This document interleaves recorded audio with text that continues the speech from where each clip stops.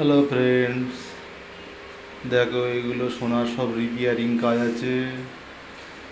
শাঁখা বাঁধানো রিপেয়ার হবে, লোহা বাঁধানো হবে, এই একজোড়া লোহা বাঁধানো তৈরি হবে। এই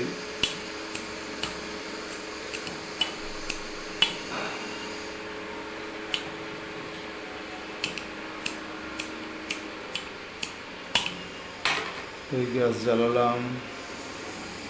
দেখো এটা সোনার সোনার তার, সোনার তারটাকে পোড়াচ্ছি, নরম করছি একটু।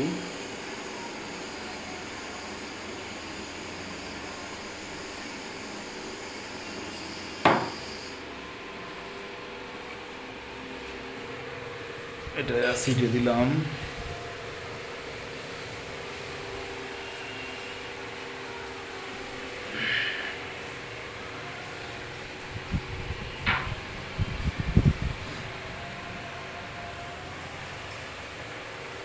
এবার এই মেশিনে তারটাকে পাতলা করব,